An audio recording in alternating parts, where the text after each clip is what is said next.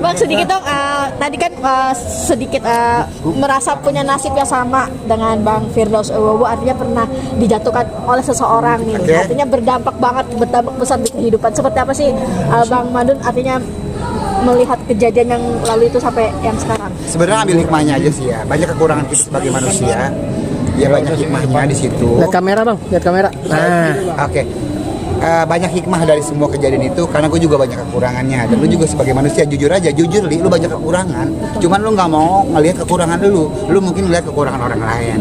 Nah sekarang gue ngelihat kekurangan gue, di mana kekurangan gue banyak. Nah itulah hari ini juga gue akan bangkit kembali dengan kekurangan gue dan akan lebih yang terbaik buat semua kalian semua yang bakal melihat keadaan gue yang dulu jelek, sekarang insya Allah gue perbaikin lagi. Oke, butuh waktu berapa lama untuk bisa bangkit sampai di titik ini? Artinya sempat down banget ya waktu itu ya, sempat hilang.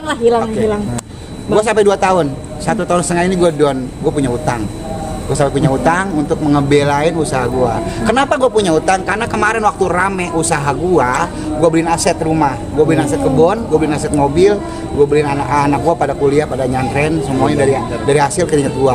Dan di saat gue lagi dihancurin orang dan warung gue hancur-hancuran, gue pengen memperbaiki warung gue akhirnya minjem duit ke bank sampai 250 juta. 4 bulan gue pernah diomelin sama orang bank, tapi alhamdulillah sekarang gue udah mulai bangkit kembali. Apa yang bikin akhirnya abang sendiri bangkit? Mungkin ada sosok siapa yang akhirnya oke, gue harus bangkit dari keterpurukan yang kemarin? Istri gue yang selalu doain gue. Setiap tahajud dia doain gue, subuh doain gue, dia nggak pernah berhenti doain gue. Cuman istri gue yang selalu gue inget-inget, karena dia orang kaya, istri gue orang kaya, bandanya banyak, tapi dia nggak mau ngikutin gue. Disitulah yang membuat ada kekuatan gue. Dan anak gue yang di pesantren yang bikin gue kuat dan gue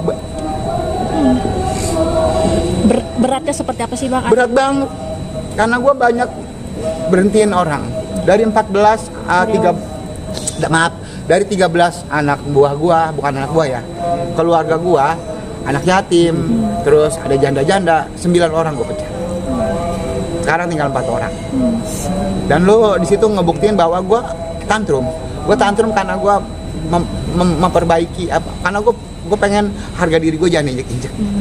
Karena di situ banyak orang-orang yang gue bakal rangkul, yang gue kasih makan, yang ada kerja di warung gue. Dan sekarang lu puas, 9 orang udah berhenti kerja, dan itu dosa-dosa lu yang ngancurin gue. Maaf bang, mungkin ada komunikasi lagi ya bang dengan food reviewer yang pernah review jelek abang itu? Dan ada code juga? Nggak ada. Kita terakhir di Denny Sumargo, terus kita terakhir juga di podcastnya seseorang sama Juju juga kita udah damai, sama Kadel juga kita udah damai, dan di sini tinggal gue yang ngerasain dampaknya. Dampaknya itu gue rasain 1,5 tahun lebih, hampir 2 tahun ya. Pokoknya 1,5 tahun itu gue terpuruk. Yang 5 bulannya itu gue ya udah bangkit dikit. Lu tahu nggak? Dari gue dapat duit itu paling dikit 10 juta. Gue pernah ngedapetin duit 250.000 sehari, dan anak gue yang gue empanin itu ada 6 orang.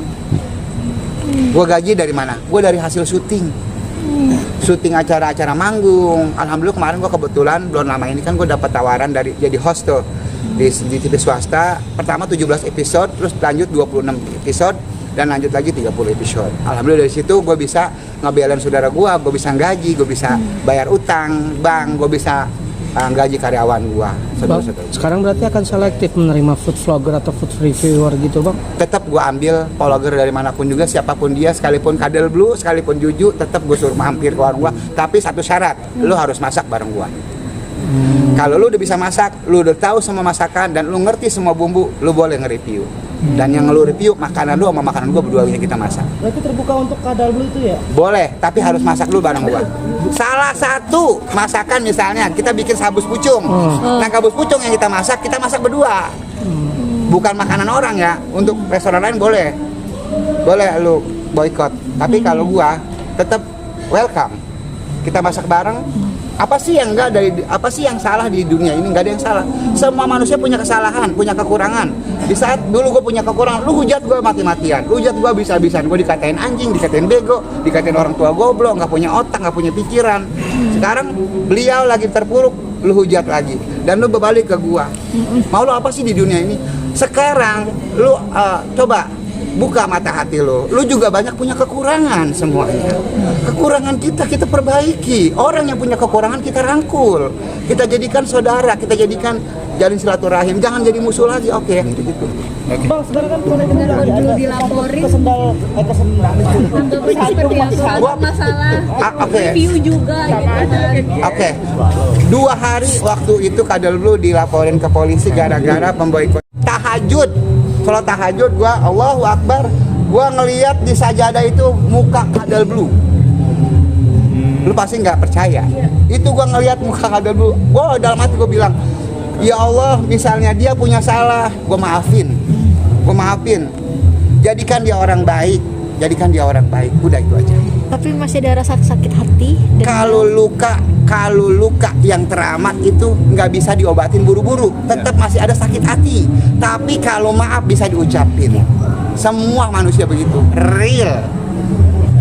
Nggak ada yang namanya luka cepat-cepat sembuh. Tetap ada luka di dalam hati. Tapi kita buat apa jadi manusia-manusia istilah kata pendengki, manusia-manusia pembenci, pendendam? Jangan.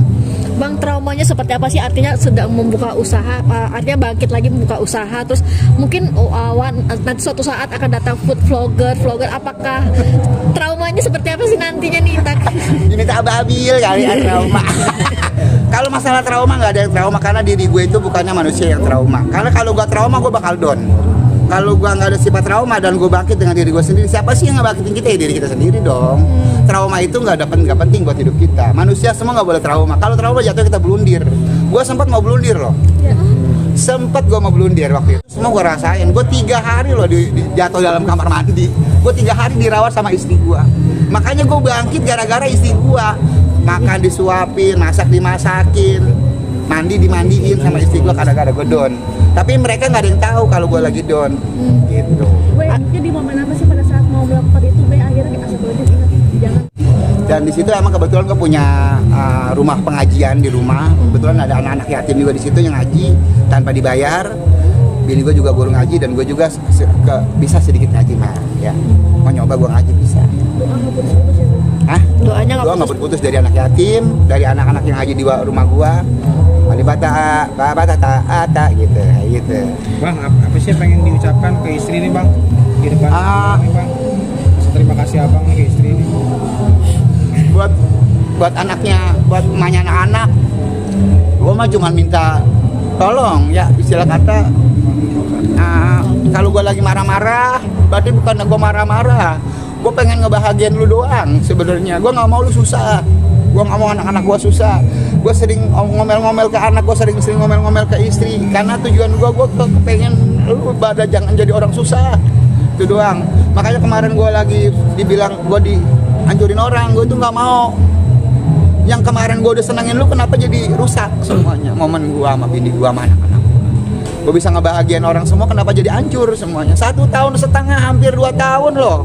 Lu nggak tahu keterpurukan gue gara-gara review yang kayak gitu. Besok-besok untuk para vlogger Indonesia, tolong please lu bantu UMKM Indonesia. Lu jangan hancurin, kalau bukan kita siapa lagi? Mereka nggak punya modal boleh pinjam kalau mau tahu. Tapi lu hancurin si anak bro lu. Tolong please, buat vlogger yang mau menjatuhin, tetap lu mau boikot silakan. Tapi bagi gua nggak ada yang namanya gua balas dendam. Tetap gua rangkul, tapi tujuan ada salah satu, lu harus bisa masak. Kalau lu bisa masak, gua review punya lu. Kalau lu kagak enak, gua toyor pala lu. Good. Oke. Thank you ya. Bang, terakhir bang, artinya kan dengan kejadian ini cukup. Toyor nggak tuh? Dengan kejadian ini berarti sudah bangkit lagi bangun usaha rumah makan atau? Gua bilang, lu jatuh, lu bangun sendiri. Kalau lu jadi manusia, lu melempem, siapa yang membangunin lu kalau bukan lu sendiri? Semangat buat UMKM Indonesia. Kalau lu punya utang, lu bayar. Kalau emang lu lagi jatuh, lu bangkit sendiri. Cuman lu yang bisa ngebantu diri lu sendiri, cuy.